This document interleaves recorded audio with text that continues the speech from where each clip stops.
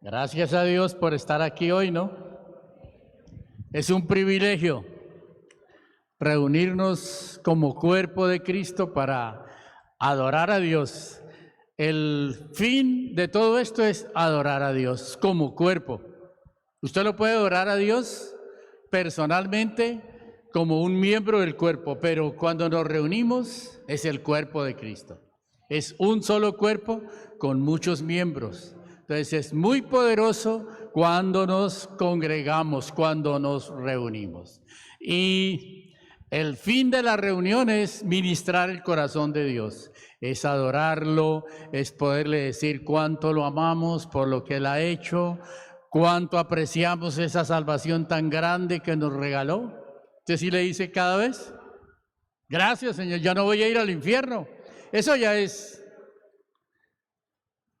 que no nos lance al infierno, sino que nos lleve a morar con Él. Eso es algo maravilloso, algo muy maravilloso. Y todos debemos expresarle por haber ofrecido a su Hijo Jesús que muriera en lugar nuestro. Él murió para que yo no muriera. Amén. Porque si un pecador muere, ya queda muerto. Pero Él era un justo y por eso tuvo el poder para levantarlo y la autoridad para levantarlo de los muertos. Porque los justos no mueren. Jesús no había cometido pecado. Nosotros somos pecadores. El destino de un pecador es morir, ¿no? Eso es todo. Pero Jesús vino y nos regaló su justicia para que nosotros no muramos eternamente. Amén. ¿Entienden ustedes la gran diferencia entre morir eternamente y tener vida con Dios? Es una gran diferencia. Yo quiero hablarles hoy de avivamiento. Avivamiento viene de la palabra avivar. Avivar es un verbo, avivamiento es un sustantivo. Y la palabra en sí, avivamiento, no la encuentra en la Biblia, pero avivar sí. El verbo sí lo encontramos en la Biblia. Y vamos a hablar hoy de avivamiento. ¿Por qué? Porque la Biblia dice que nosotros debemos estar muy avivados. Avivados es como volver a retomar lo que usted en un momento dejó. Eso se llama avivar. Entonces, quiero rectificar todas estas cositas hoy. Avivar es volver a encender. Una de sus definiciones es volver a encender algo que se ha apagado en usted. Amén. Y otra definición es use con más fuerza esa habilidad que Dios le dio. Use con más fuerza esa habilidad, ese don que Dios le dio. Úselo con mucha más fuerza, ¿no? Eso es avivar. Puede que uno esté así como medio dormidito, pero cuando usted se aviva, tiene que ver mucho con su alma, con sus emociones, ¿no? Avivarse tiene que ver con su espíritu, sí, pero con sus emociones. Emocionalmente usted muestra que está agradado de la palabra de Dios, que está haciendo efecto en su vida. Eso es avivar, ¿no? Cuando usted escucha la palabra y la palabra penetra su alma, usted está avivando. Usted está diciendo, voy a hacer eso que está diciendo este predicador, voy a hacerlo. No lo había hecho, pero lo voy a hacer. Así que la Biblia habla en 2 de Timoteo capítulo 1, versículo 6. Segunda carta, una carta pequeñita, a lo último del Nuevo Testamento encuentra usted, capítulo 1, versículo 6. Y dice así, te aconsejo que avives el fuego del don de Dios que está en usted. ¿Qué le dice? Te aconsejo que avives, o sea, que vuelva a encender, que le ponga más, como más volumen al don que Dios puso en usted. Te aconsejo que avives el fuego del don de Dios que ya está en usted. ¿A qué se refiere cuando dice que avive el fuego? Se refiere al Espíritu Santo que recibió usted en el momento en que creyó en Jesucristo y lo confesó con su boca. La fe tiene dos características. Lo cree en su corazón, lo dice con su boca. Tiene que tener las dos. Si lo cree solamente y no lo dice, la fe está muerta. Si lo dice, pero no lo cree, está muerta la fe. O sea, no funciona. La fe funciona cuando usted lo cree en su espíritu, su corazón, no el corazón que bombea sangre, sino su espíritu, el hombre interior, ¿sí? Usted es tripartito como lo es Dios, hecho a la misma imagen, a la misma semejanza de Dios. O sea, somos un espíritu, tenemos un alma y vivimos en un cuerpo. Eso es, cada ser humano tiene esas tres características como las tiene Dios. Dios es Padre, es Hijo y es Espíritu Santo. Es tripartito o es una Trinidad. Y como usted es hecho a la imagen de Dios, usted no es solo cuerpo, no solamente es alma, como decían los griegos. No, usted es un espíritu. La parte más importante de usted es el espíritu. Y el espíritu recobra vida cuando se acerca a Dios por medio de Jesucristo. Si no es así, el espíritu está sin función, está muerto. Muerto en la Biblia es separación de Dios. Entonces, el espíritu del ser humano, desde Adán, está separado de Dios. Toditos, nacemos con un espíritu vivo, pero a la medida de que sabe qué es pecar y peca, muere espiritualmente y necesita que alguien lo redima, que alguien pague por su pecado. Amén. Todo ser humano es de esta manera. Todo ser humano. Nacemos con un espíritu vivo, o sea que tiene comunión con Dios, pero en el momento en que el muchacho peca o la niña peca porque sabe qué es pecado, sabe qué es mentir y miente, en ese momento muere espiritualmente. Ya que toditos morimos espiritualmente y toditos necesitamos un Salvador, alguien que pague la penalidad de su pecado y que le cambie la naturaleza. No hay ninguna otra manera en que un ser humano se pueda acercar a Dios. Solamente que alguien pague la penalidad, o sea, la razón de su pecado o el peso de su pecado, que era morir eternamente, alguien lo pague y alguien le cambia la naturaleza diabólica que traemos por el pecado y recibamos nuevamente la naturaleza de Dios. Eso solamente lo hace Jesucristo. Por eso es único mediador entre nosotros y Dios. ¿Cuántos pueden decir amén?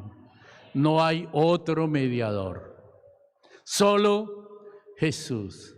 Las religiones tienen mediadores muchísimos, pero ninguno lo puede acercar a Dios. Solamente el Evangelio de Jesucristo nos acerca a Dios. ¿Qué es el Evangelio entonces? Que Dios se acercó a nosotros en la persona de su Hijo Jesucristo. Eso se llama Evangelio. La religión es el hombre tratando de acercarse a Dios por sus formas, por sus maneras. Por eso hay tantas. Por eso hay miles y miles de religiones. ¿Por qué? Porque cada quien se inventa un cuento. Entonces, usted va y le predica el Evangelio y le dicen, yo sé, a mí no me diga eso porque yo sé cómo me acerco a Dios. Pura paja. Pura paja. Nadie se puede acercar a Dios sino por medio de Jesucristo. Es el único mediador entre nosotros y Dios. O sea que, gracias a Dios, porque creímos en Jesucristo y ahora tenemos vida con Él. Dios se convirtió en su papá, Dios se convierte en nuestro Padre y nosotros sus hijos. Eso es el Evangelio. El Evangelio es que Jesús pagó todos los pecados que nosotros cometimos. Todito lo pagó Él. Usted nace de nuevo. Por eso la Biblia llama nacer de nuevo. Cuando usted confiesa que Jesús es su Señor y que Dios lo resucitó de los muertos, usted está diciendo, Jesús es hombre porque murió. Los hombres son los que mueren, Dios no muere. Jesús murió 100% como un hombre, pero también era 100% Dios. Amén. Jesús no es mitad hombre y mitad Dios, no. Él es 100% hombre, 100% Dios. Pero en esta tierra estuvo 100% como hombre, igualito que usted y yo. Porque si hubiera sido mitad Dios y mitad hombre, ¿cómo podría usted seguir sus pisadas? Él tenía que ser 100% hombre para que usted lo imite y pueda acercarse a Dios. Amén. Entonces Jesús 100% hombre, 100% Dios. Vivió aquí como un hombre 100%. Él necesitó la ayuda del Espíritu Santo para poder ejercer su ministerio. Por eso no hizo milagros cuando estaba chiquitico. Eso es pura paja de que hizo milagros. No. Él no hizo ningún milagro hasta los 30 años, porque él fue rey, fue sacerdote. El sacerdote empezaba su ministerio a los 30 años. Entonces, a los 30 años, él pasó allá por el río Jordán y encontró a Juan el Bautista, que venía a anunciar que él era el Cordero de Dios. Tan pronto Juan lo vio por ahí entre la gente, él dijo, entre ustedes está el Cordero de Dios que quita los pecados del mundo. Eso está en Juan capítulo 1, versículo 29.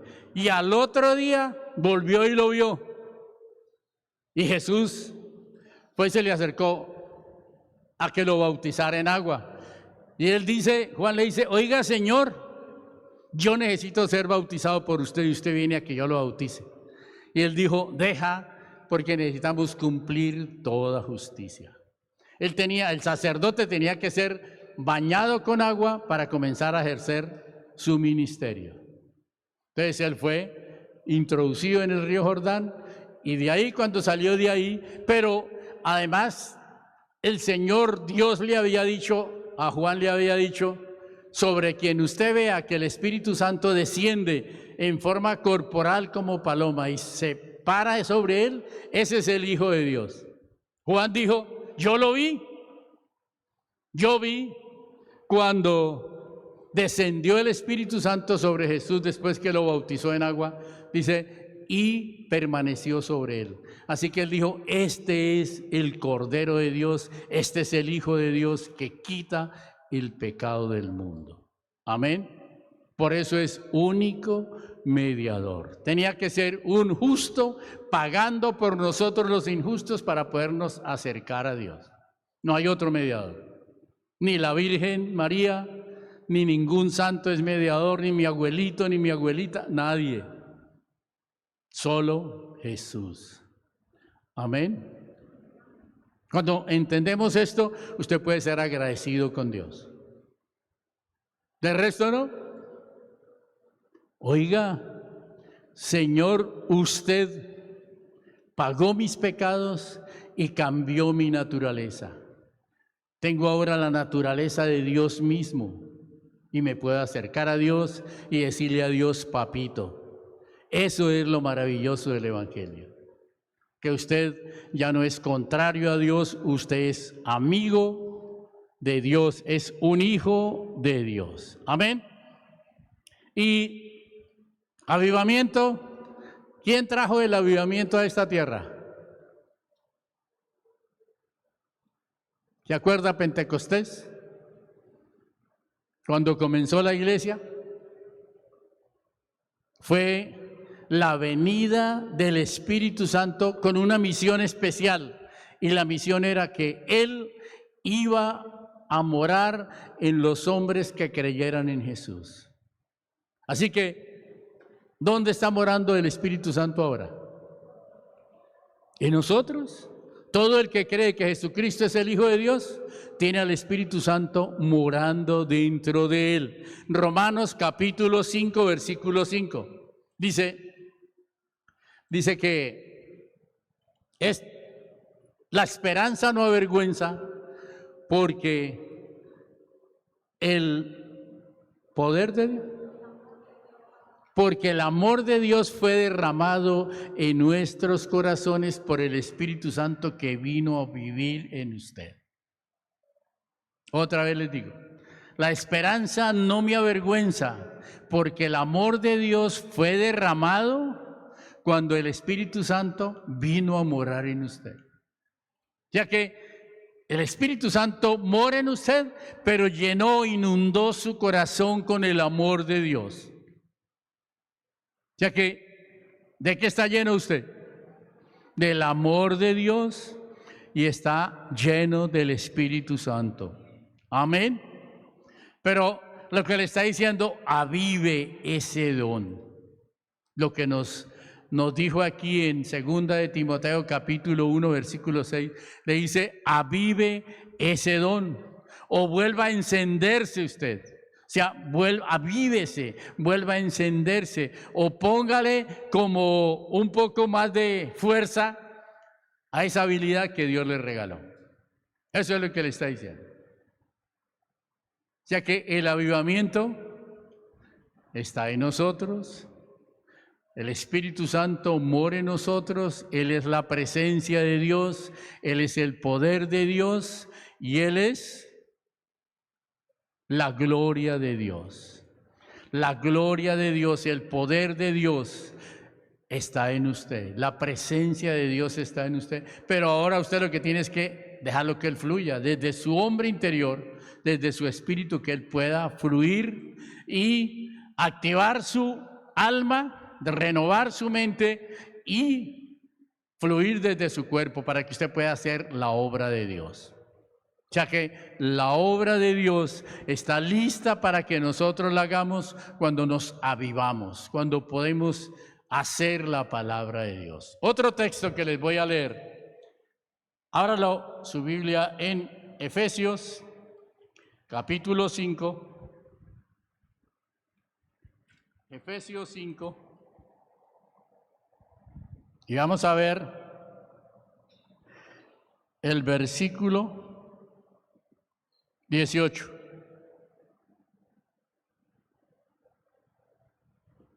Versículo 18. Dice, no se embriague con vino, porque en esto hay desenfreno.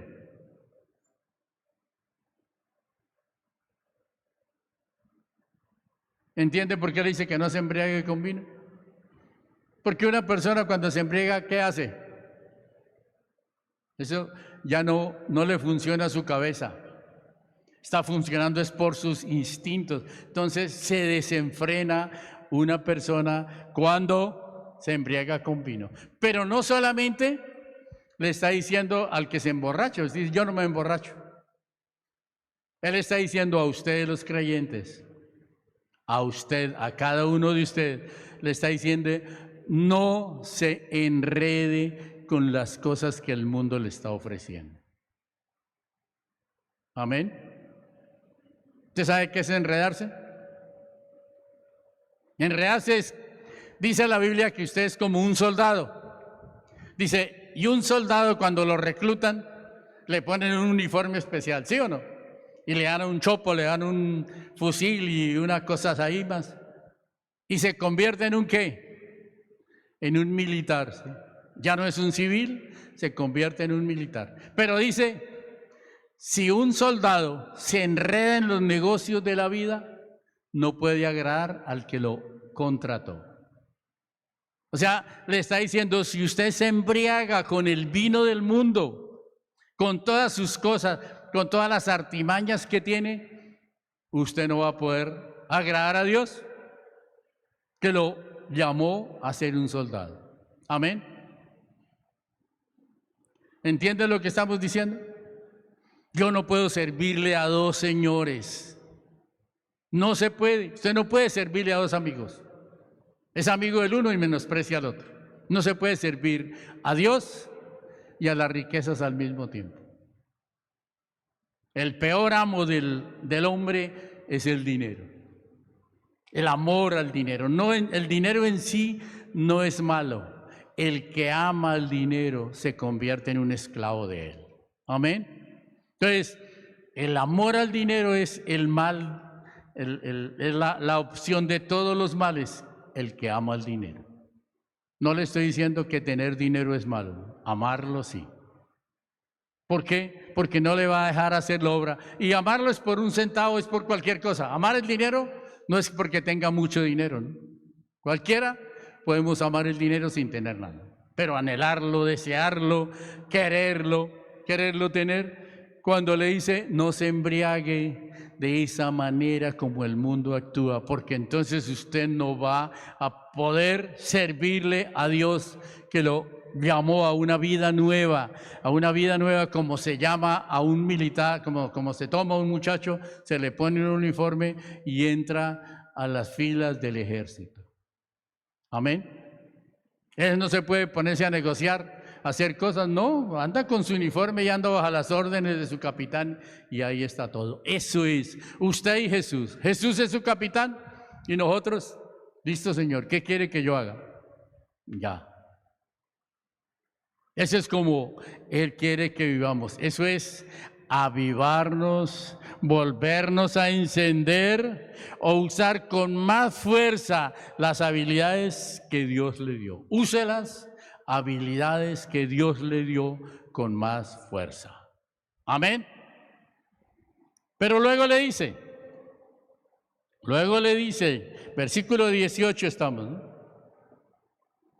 18.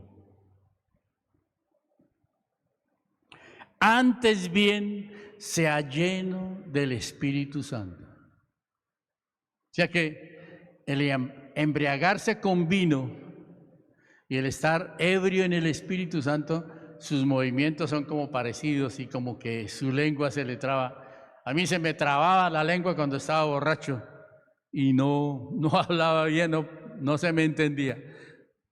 Él está diciendo, usted puede embriagarse con el vino del mundo y es igual que si estuviera borracho con él. Vive para él, vive solamente para el mundo.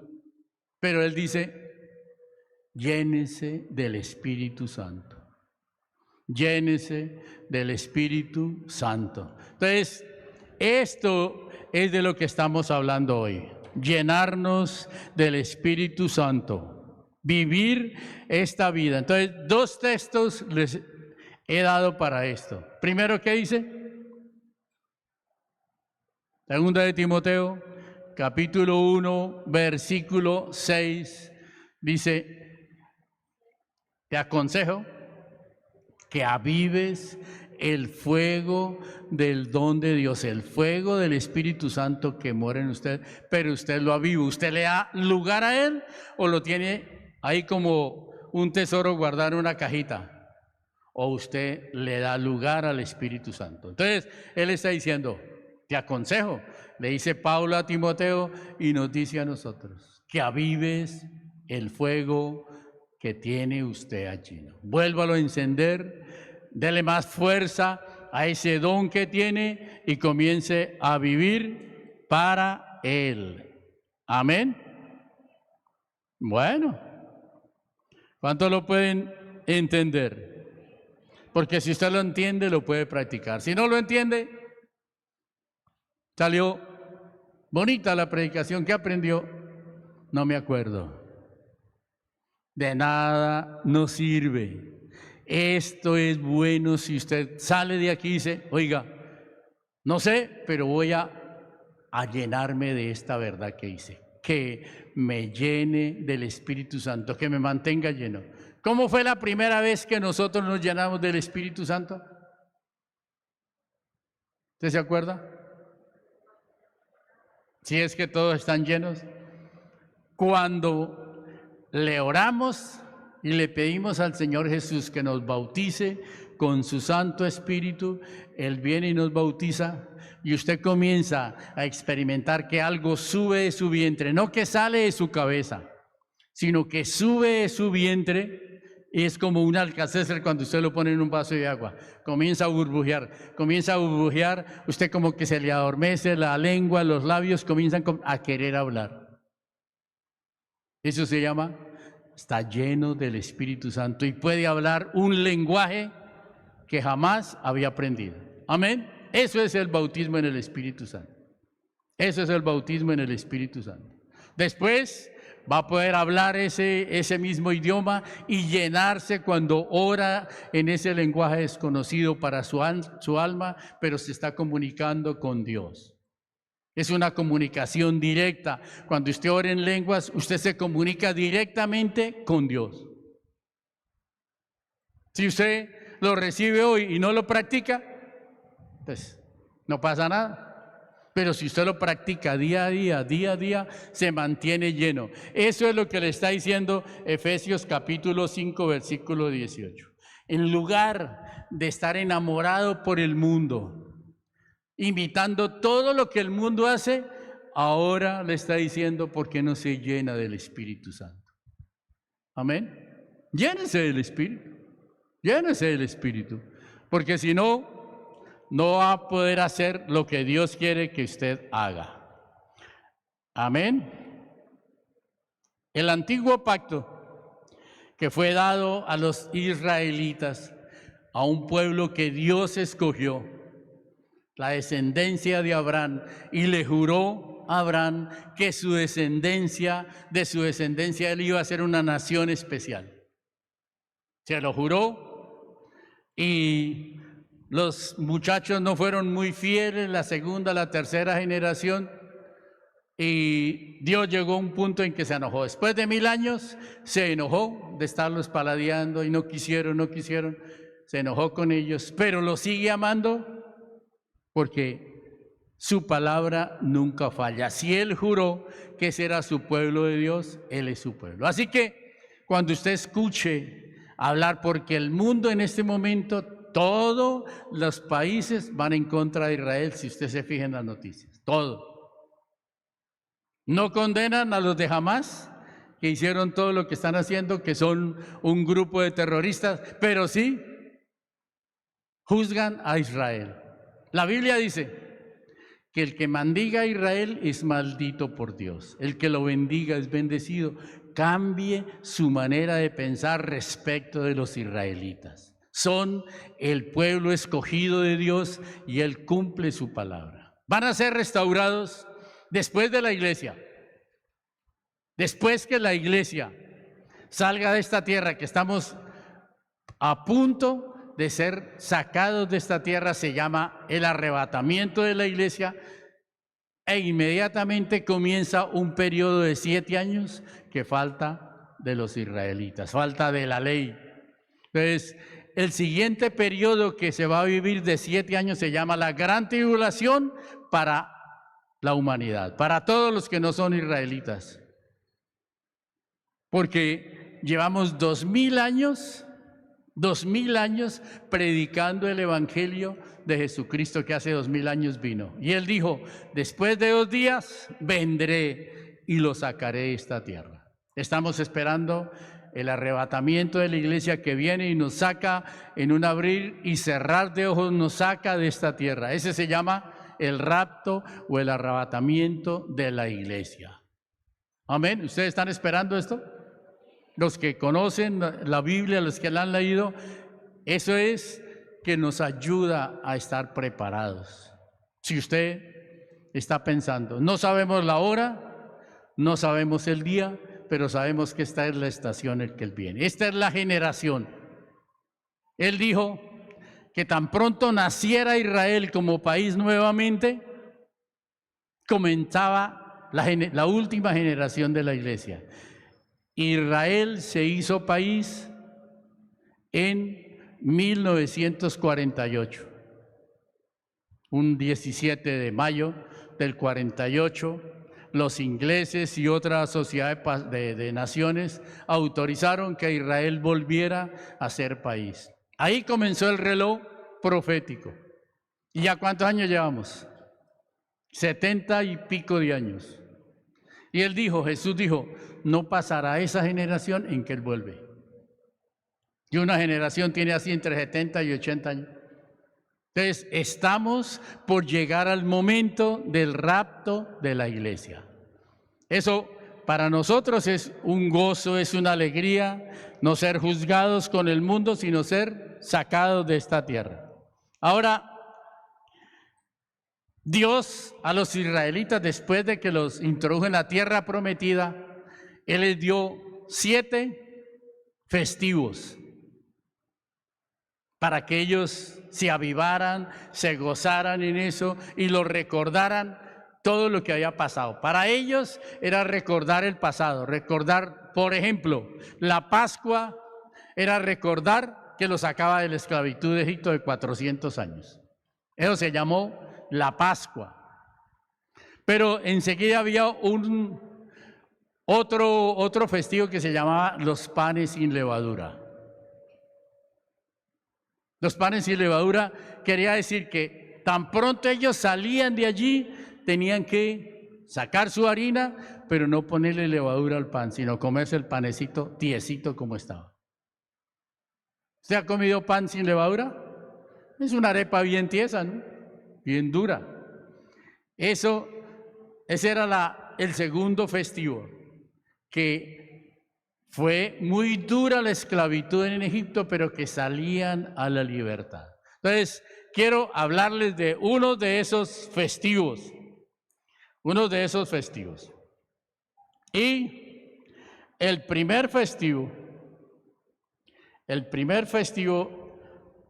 lo encontramos, ya les digo,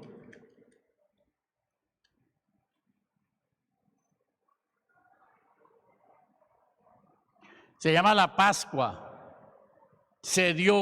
Ese primer festivo se dio el 14 de abril. 14 de abril.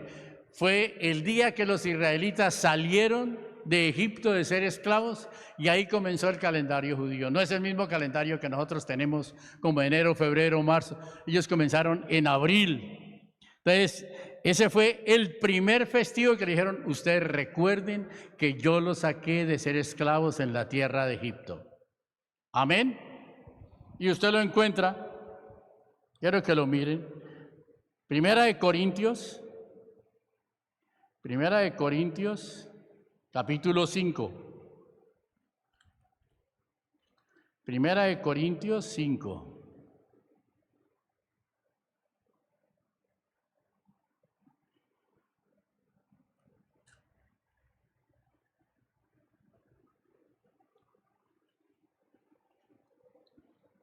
Versículo 7 y versículo 8. Vamos a leerlo, versículo 7. Limpiaos pues de la vieja levadura, para que seáis nueva masa, sin levadura como sois, porque nuestra Pascua, que es Cristo Jesús, ya fue sacrificada por nosotros. Así que celebremos la fiesta, no con la vieja levadura, ni con la levadura de maldad, de malicia y de maldad, sino con los panes sin levadura de sinceridad y de verdad. Él está planteándoles la levadura, así como hace fermentar la masa, un poquitico de levadura. Una señora pone un poquito de levadura en unos 2 kilos de masa y cuando lo deja un rato se ha fermentado la masa. Así es el pecado. El pecado de nosotros puede ser pequeñito, pero fermenta todo el cuerpo. Entonces él está diciendo, limpiémonos de esa vieja levadura del pecado, ¿sí? Porque contamina todo nuestro cuerpo, Bueno, entonces, ¿qué era para los israelitas? Para los israelitas la Pascua fue libertad de la tierra de Egipto. Para nosotros hoy es salvación. Para nosotros es la salvación. Pascua, lo que estamos leyendo, para nosotros Cristo ya fue crucificado y ahora tenemos vida eterna con Él. Se llevó a cabo el día 14, el día 15, los panes sin levadura. Era un festival que se acompañaba con la Pascua, los panes sin levadura, para tipificar que habían salido de la esclavitud de Egipto. Pan sin levadura, salida de Egipto, para nosotros se llama santificación. Después de que usted es salvo viene la santificación. Vivir como Dios dice que usted viva. Antes vivíamos de cualquier manera, ¿sí o no? Pero cuando usted escucha el Evangelio, acepta el Evangelio, usted comienza a vivir para Él, a vivir para el Evangelio. Entonces, para nosotros, ese segundo festivo es santificación y se dio el 15 de abril. El 15 de abril fue los panes sin levadura. El 14 fue cuando se amarraba el cordero. Entonces fue cuando apresaron a Jesús, lo juzgaron y lo mataron. Y al otro día los panes sin levadura era la sepultura del Señor Jesucristo. La sepultura. Por eso es santidad para nosotros. Y el tercer festivo son las primicias. Entonces se celebraba 14 la Pascua, 15 los panes sin levadura y 16 las primicias. ¿Qué eran las primicias?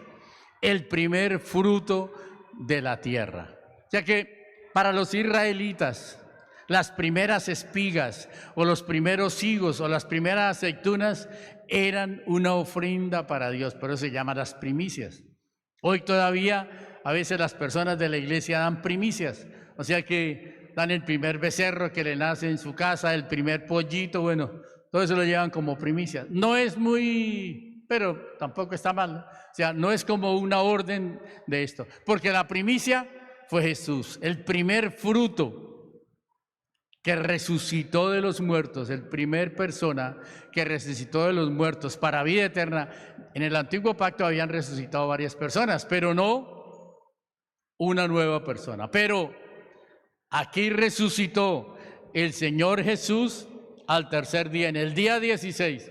O sea que lo crucifican el 14 y el 16 resucita. Al tercer día él había dicho, al tercer día iba a resucitar. Se llaman las primicias, primer fruto, la resurrección de Jesús, el andar en vida nueva. Primera de Corintios, capítulo 15, versículo 23. Primera de Corintios, capítulo 15, versículo 23. Escuchen lo que dice. Pero cada uno en su debido orden, Cristo las primicias, luego los que son de Cristo en su venida. El primer fruto fue Jesús. La Pascua, salida de Egipto, los panes sin levadura, el segundo festivo y el tercero, las primicias. Jesús fue el primero de la resurrección de entre los muertos. Y como Él resucitó, nosotros también vamos a resucitar. Amén. Eso tiene que ver con nosotros, la iglesia. Todo está tipificado. Lo que se pasaba en el Antiguo Testamento tiene que ver ahora con la iglesia. Entonces les leí 1 Corintios 15, 23 y les dije, es el 16 de abril. 3 festivos se celebraban en una sola semana. El día 14 comenzaba el sacrificio del cordero, el día 15 los panes sin levadura y el día 16 las primicias. Esos 3 festivos se celebraban en el mes de abril y lo celebran los israelitas todavía. Ellos son muy juiciosos en esto. Y el cuarto se llama Pentecostés. ¿Qué quería decir? Que como se cogía la primera espiga, el primer fruto de la vid, y se le llevaba a Dios como una ofrenda, luego a los 50 días comenzaba la gran cosecha, la buena cosecha, la cosecha de todos. Entonces era otro festival, Pentecostés. Cosecha quiere decir cosecha. Allí nació la iglesia, en Pentecostés. Ese día 5 de junio, 50 días después de la resurrección de Jesús, vino este festival que se llama la cosecha. Y allí en Pentecostés, cuando usted lee en Hechos capítulo 2, veamos, Hechos 2, cumpliéndose la promesa que el Señor les había dado. Él les dijo, antes de ascender al cielo, le dijo a los israelitas, a los discípulos, Les dijo, no se vayan de Jerusalén, sino espérense que sean bautizados en el Espíritu Santo. Voy a leerles ese versículo, es el capítulo 1, versículo 5. Y estando juntos les mandó que no se fueran de Jerusalén, sino que esperasen la promesa del Espíritu Santo, la cual dijo, oyeron de mí, porque Juan el Bautista ciertamente los bautizó con agua, pero ustedes serán bautizados con el Espíritu Santo dentro de no muchos días. A los 10 días de haber sido arrebatado Jesús, o sea, 50 días, 40 que él estuvo después de resucitar, más 10 días, y vino el día de Pentecostés. Allí nació la iglesia. Allí 120 estaban en el aposento alto, 10 días orando, unánimes, esperando, y lea el capítulo 2 conmigo, capítulo 2, versículo 1. Dice, cuando llegó el día 50, el día Pentecostés, estaban todos unánimes y juntos, los 120. Allí estaba María, la mamá de Jesús, allí estaban los hermanos que habían creído cuando Él resucitó. Los hermanos no creían que Jesús era el Hijo de Dios, pero cuando Él resucitó, ellos sí creyeron. Entonces, estaban allí en Pentecostés, estaban allí esperando la promesa. Y dice, y de repente vino del cielo un estruendo como de un viento recio que soplaba. Un tipo del Espíritu Santo es el viento, el cual llenó toda la casa donde estaban sentados. Se llenó todo eso, ese estruendo, un estruendo tremendo. Antes de las 9 de la mañana sucedió eso y toda la ciudad se alborotó y aparecieron allí. 3,000 personas estaban allí oyendo lo que estaba pasando. Luego dice, y se le repartieron lenguas repartidas como de fuego, asentándose sobre cada uno de ellos. O sea que al mirar desde afuera parecía que esos 120 estaban quemándose. Cada uno tenía una llamarada encima. Cada uno tenía. El Espíritu Santo los había llenado. Y luego dice, ¿dónde estoy? Versículo 4. Y fueron todos llenos del Espíritu Santo y ellos comenzaron a hablar en otras lenguas según el Espíritu les daba que hablasen. O sea que la iglesia nació con el bautismo en el Espíritu Santo. Así nació la iglesia. No se practica hoy la iglesia cristiana, casi no practica la cosa. Y son pentecostales, pero no practican el bautismo en el Espíritu Santo como pasó allí en los Hechos, ¿no? Pero se llaman pentecostales. Pero debería ser de esta manera, ¿no? El inicio de la iglesia comenzó, entonces se llama la cosecha. Se llama también la primera lluvia, porque la primera lluvia que caía el 15 daba de germinar las primeras espigas. Entonces se llama la primera lluvia, o la lluvia temprana que llama la Biblia. La Biblia llama la lluvia temprana. Entonces, Pentecostés quiere decir cosecha, comienza la edad de la iglesia, el nuevo nacimiento. Allí nacieron de nuevo los que fueron bautizados en el Espíritu Santo, habían nacido como el día anterior de nuevo cuando Jesús sopló en ellos, habían sido bautizados en agua por Juan y ahora eran bautizados en el Espíritu Santo. Amén.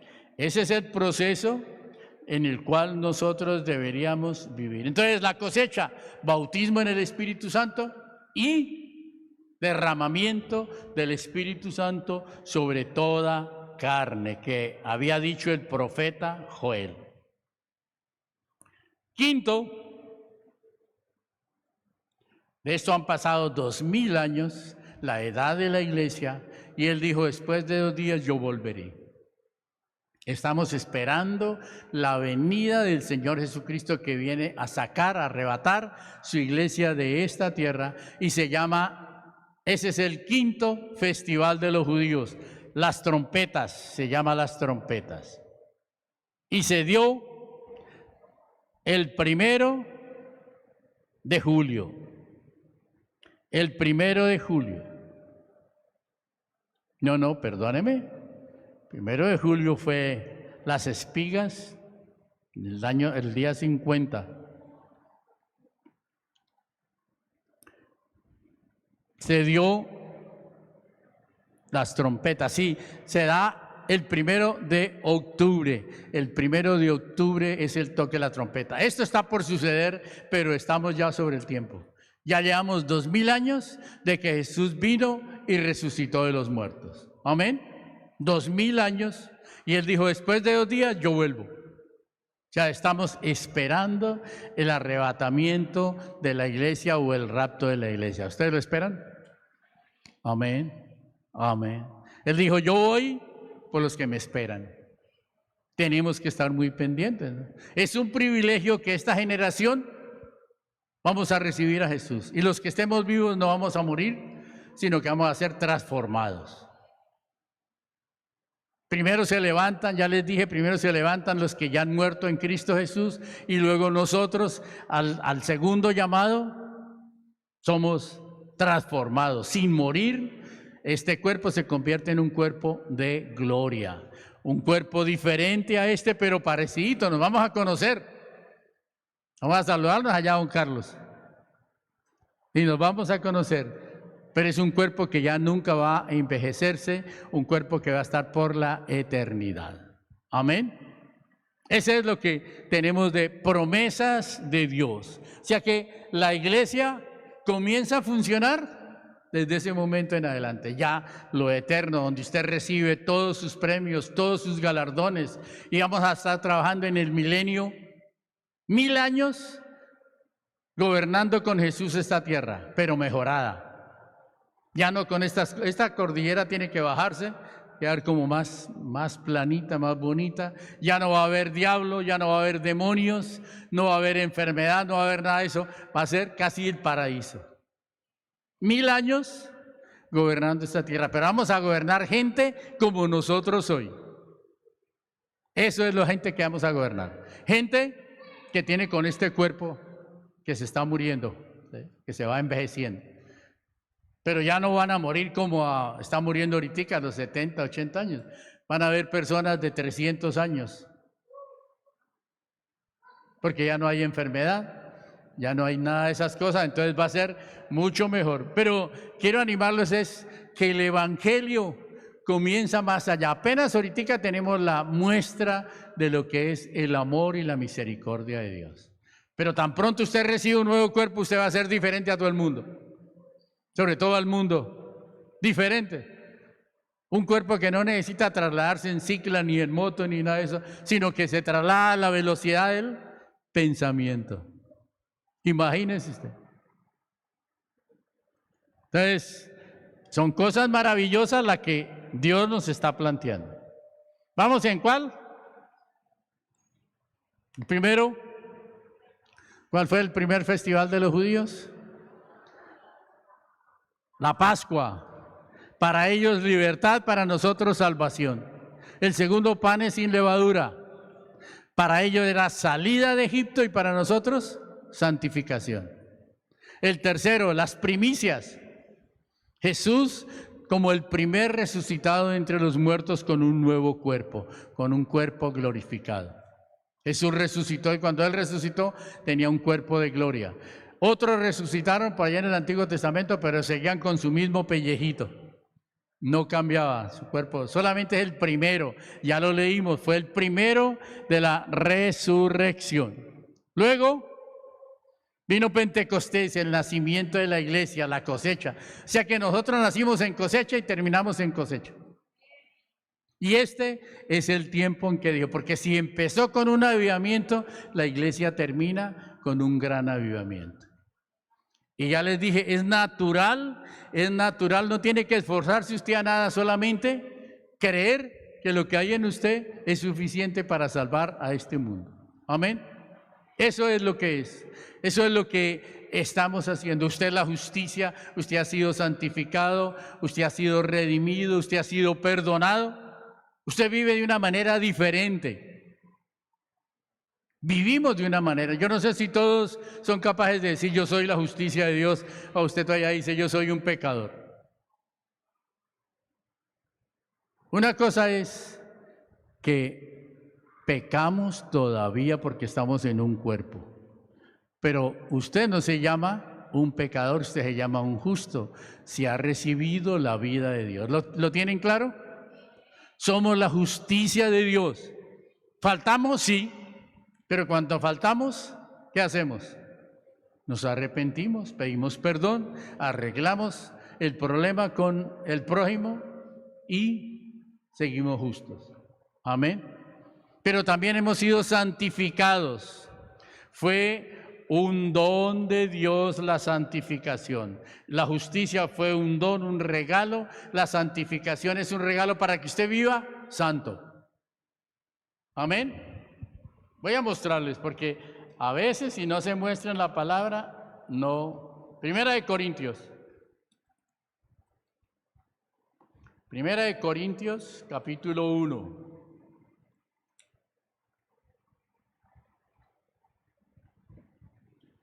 El versículo 2 dice, a la iglesia de Dios, son cristianos, que está en Corinto, a los santificados en Cristo Jesús,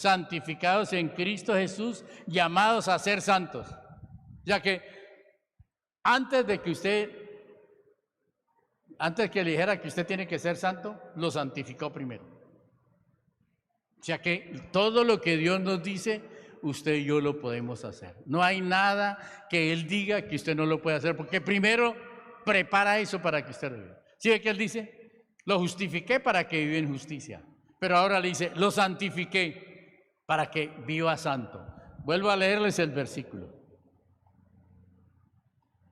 A la iglesia de Dios que está en Corinto, que está en Yopal, a los santificados en Cristo Jesús, llamados a ser santos, con todos los que en cualquier lugar invocan el nombre de nuestro Señor Jesucristo, Señor de ellos y nuestro. O sea, nos santificó para que usted viva santo. ¿Entienden eso? Es un don ser santificado, pero usted tiene que responder, ¿vivir santo o no vive santo? Si no lo sabía, arranque ahora. Pero si usted sigue tratándose como un pecador, pues va a tener problemas. Pero usted puede decir, yo soy la justicia de Dios, yo he sido santificado para que viva como un santo. Entonces, cuando usted lo dice, usted comienza a vivir de esa manera. Si no es así, pues uno sigue viviendo y se vuelve antes como más, cada día como que se va volviendo más pecador. ¿Por qué? Porque no tiene vida en estas cosas. La vida es porque Él nos la dio primero. Nos salvó, cambió la naturaleza suya, puso la naturaleza de justicia en usted, pero ahora lo santificó para que usted viva santo. ¿Qué es santo? Alguien apartado para Dios. Alguien que ha sido escogido para un propósito con su vida. O sea que usted no puede decir, no, yo no tengo ni propósito. No lo conoce, no lo quiere conocer, no quiere vivirlo. Pero Dios tiene un propósito. Lo apartó, eso es santificar, para que usted viva para Él. Amén. Entonces, cuando usted comienza a obedecer esas cosas, dice, había perdido tiempo yo en esta vida. Había perdido mucho tiempo en esta tierra. Ahora entiendo para qué me llamó Dios. Amén. Para que usted viva una nueva vida en este cuerpo. En este cuerpo tenemos como una batalla, porque su espíritu fue recreado, nacido de nuevo, pero su cuerpo no. Todavía mi cuerpo como que busca otro camino. Le dice, siga por aquí, pero su cuerpo dice, no, me gusta por allí. Entonces usted tiene que someter su cuerpo, obligarlo a hacer lo que Dios dice. Eso se llama santificarse. Eso se llama comenzar a conocer el propósito que Dios tiene con usted. Dios tiene un propósito con cada uno. Pero hasta que usted responde a ese propósito, Él le va a decir qué tiene que hacer. No se lo va a decir cuando usted no, pero usted le dice, oiga, Señor, dice que yo soy la justicia tuya. Y que además soy santo y tengo que vivir como un santo. ¿Qué plan tiene conmigo? Eso es lo que uno tiene que preguntarle. Señor, ahora que soy la justicia de Dios, que soy un hijo tuyo, usted tiene que tener un plan conmigo. Yo tenía mi plan, pero ahora yo quiero conocer cuál es el plan. Y cuando usted le habla así, Él le va a mostrar. Le va a mostrar cuál es el plan. Usted dice, uy, qué embarrada. Yo un día estaba cultivando arroz, me gustaba cultivar arroz a la lata y estaba metido en el cuento. Y un día estaba así parado mirando un lote que tenía yo aquí abajo en la gallina. Y verdecito, bien como a las 5 de la mañana está ahí saliendo el sol y yo estaba ahí parado. Cuando alguien me habló y me dijo, ¿usted qué hace aquí? Yo volteé, no veía a nadie. Entonces dije, uy, me estoy volviendo como locato. ¿Cómo así? Que yo vi esto. ¿Sí? Y cuando yo volví otra vez a mirar el cultivo, lo vi quemado, ya como desierto como tal. Entonces yo como que respondí a eso y dije, ¿verdad? ¿Yo qué hago aquí? Yo le contesté, ¿no? Porque me preguntó, ¿usted qué hace aquí? Yo no sabía, yo dije, ¿verdad? ¿Yo qué hago aquí? Y cuando yo dije eso, se me salió todo lo que era cultivo, tractores, toda esa cosa, que uno como que vive eso, el arroz es muy atractivo por lo que es como peligroso, ¿no? A uno le gustan las cosas peligrosas, ¿sí o no? Sí, somos desafiados así, los hombres somos como nos gusta el peligro, las mujeres no son así, pero los hombres somos como desafiados. Cuando algo no le funciona, dice, ¿por qué no me va a funcionar esto? ¡Plum! Lo voy a hacer y se mete. Así es el arroz, porque es de mucho riesgo y mucha cosa. Entonces yo andaba metido en eso. Pero en ese momento se acabó Don Omar de lo que yo hacía y comencé a saber cuál era el plan de Dios. Pero yo tenía 42 años cuando llegó ese momento. Me había tirado para atrás todo ese tiempo. Entonces cuando lo entendí dije, me voy a poner pilas porque ya tengo mucho tiempo perdido. Amén. Estamos esperando el rapto de la iglesia. Y les voy a nombrar los otros dos. Vamos en el quinto, que son las trompetas. El sexto es la expiación. Había un momento en que entraba el sacerdote con la sangre de todos los que querían acercarse a Dios, la sangre de un corderito que lo mataban en nombre de esa persona. Entonces, don Carlos venía aquí, yo era el sacerdote y me decía, yo quiero que Dios me perdone mis pecados. Aquí traigo este cordero. Entonces, don Carlos, yo le decía, listo, póngalo ahí. Él le ponía la manito en la cabeza y yo degollaba el cordero. Quería decir que los pecados míos los iba a pagar ese corderito y que yo quedaba limpio por ese día, porque al otro día volvió a pecar. Entonces era como que la sangre cubría y estaba diciendo, un día yo voy a ofrecer un cordero perfecto que los va a librar. Ese fue Jesús, eso fue la Pascua, nos salvó, porque ya no era solamente cubrir mi pecado para poder hablar con Él, sino que ya eternamente perdonados. Eso es, por eso es que es un sacrificio perfecto para nosotros Jesús. Amén. Entonces, se llamaba ese sexto festival, era la expiación. Ese sí se hacía en octubre 10. Octubre 1, ¿era qué? ¿Se acuerdan? La trompeta, el rapto de la iglesia. Y ya entra la gran tribulación y entra la segunda venida de Jesús. O sea, 7 años vamos a estar en el cielo con Jesús disfrutando las bodas. Y luego venimos con Él, como el ejército de Él.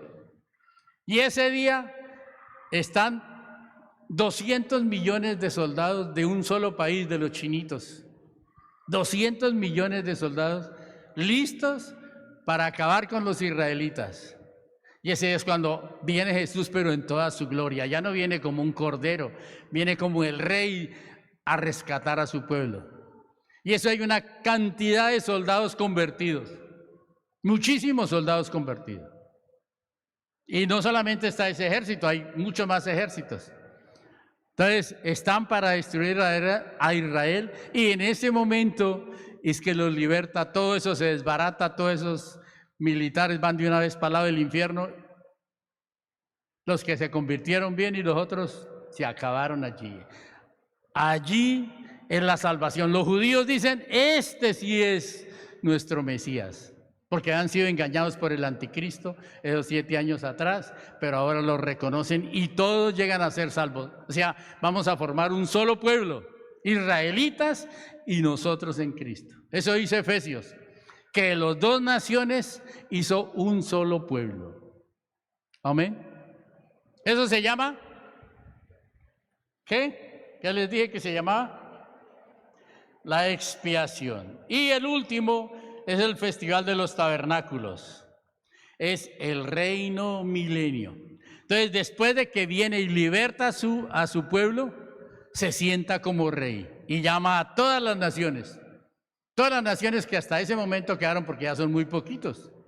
Si fuera ahorita hay 8,5 millones de billones de habitantes y se muere más o menos 2/3 partes, quedaría más o menos como 2 billones de personas. Todo lo que quedaría de la gran tribulación quedaría esos 2 billones.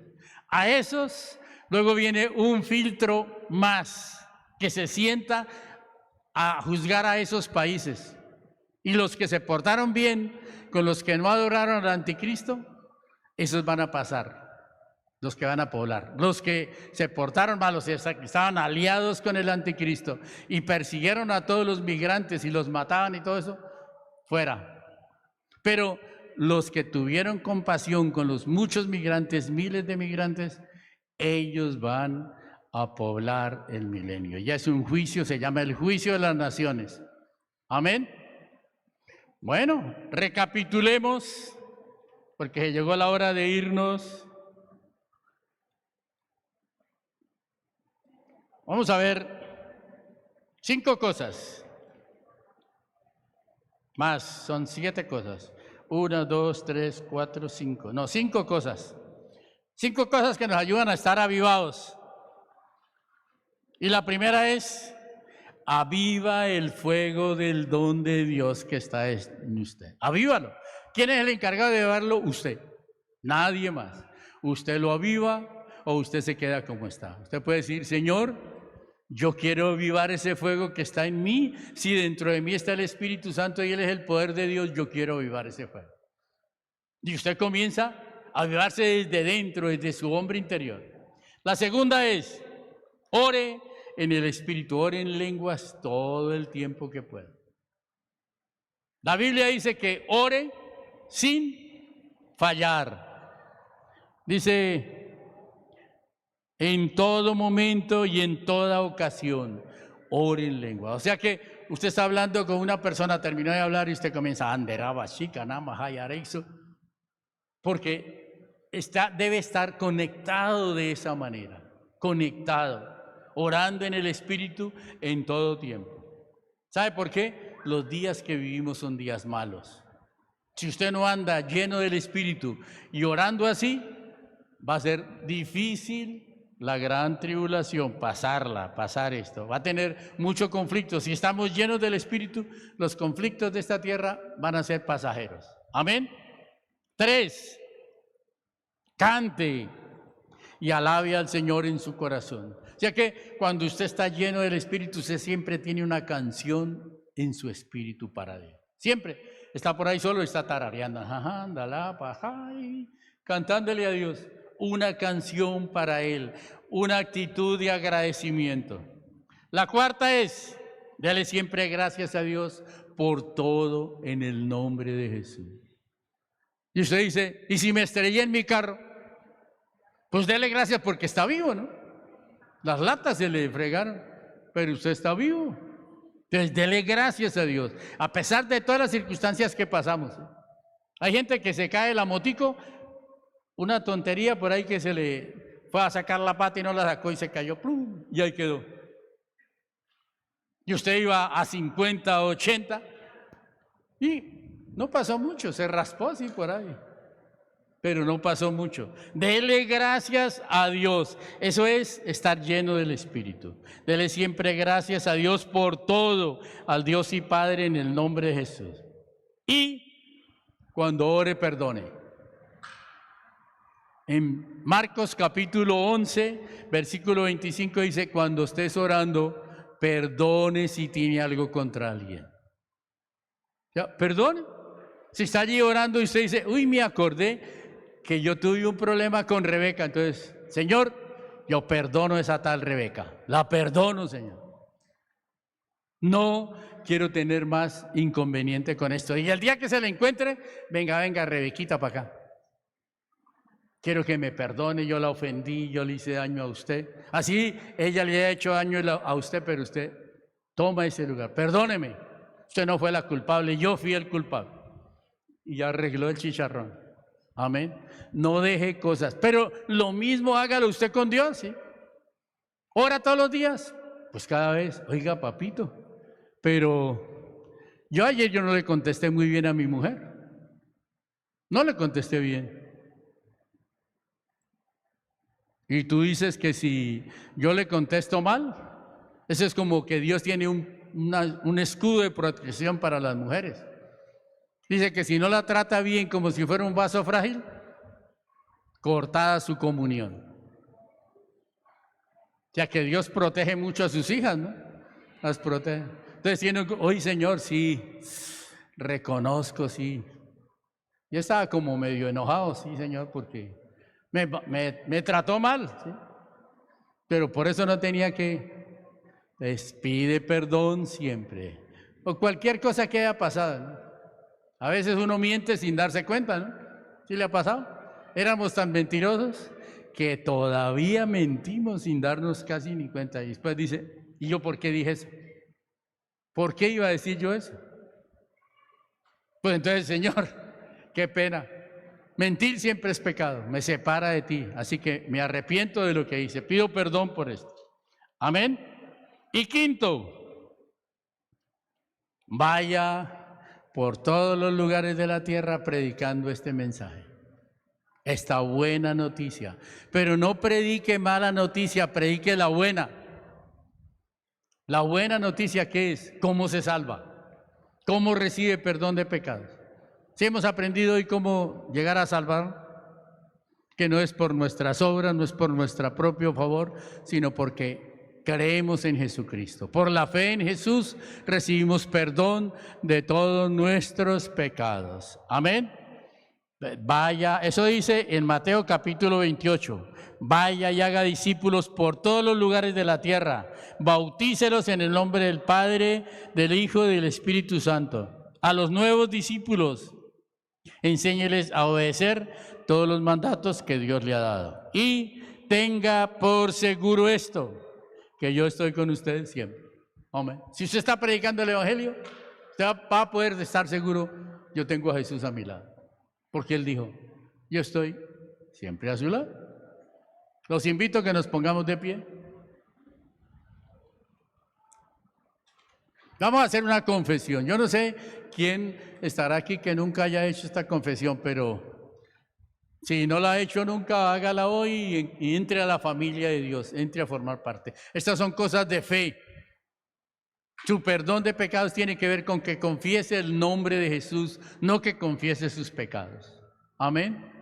Sino confesamos el nombre de Jesús. Así que vamos a decirle, Señor Jesús, reconozco que tú eres el Hijo de Dios. Dígale, Señor Jesús, yo reconozco que tú eres el Hijo de Dios. Reconozco que te hiciste hombre porque moriste por mí en la cruz, para que yo recibiera la justicia de Dios. Yo recibo ahora este don de ser justo, este don de ser santo. Gracias te doy. Amén. Y cuando usted hace esta declaración y la cree en su corazón, usted se convierte en una persona nueva, un hijo de Dios, para vivir esta nueva vida como la estamos planteando hoy, en santidad, en gracia, para conocer a qué y por qué está en esta tierra. Si es la primera vez que te conectas con nuestra iglesia y quieres aceptar a Jesús en tu corazón, te invitamos a hacer los siguientes 3 pasos. Primero, reconocer que necesitas un Salvador. Segundo, creer en Jesús con todo tu corazón como el único camino al Padre. Tercero, confiésalo con tu boca como tu Señor y Salvador. Anímate y acompáñame en esta oración. Padre, hoy reconozco que he fallado, he pecado y he estado separada de ti. Creo en Jesús, el cual murió por mí, aun estando lejos de ti, a través de su resurrección, me acercó a ti. Reconozco y confieso a Jesús como mi único y suficiente Señor y Salvador, quien guía mis pasos a ti y escribe mi nombre en el libro de la vida. Te doy gracias en el nombre de Jesús. Amén. Nos alegra que te unas a nuestra familia de fe y a través de ella queremos conocerte. Escríbenos al número que aparece en pantalla y síguenos en nuestras redes sociales. Tú formas parte.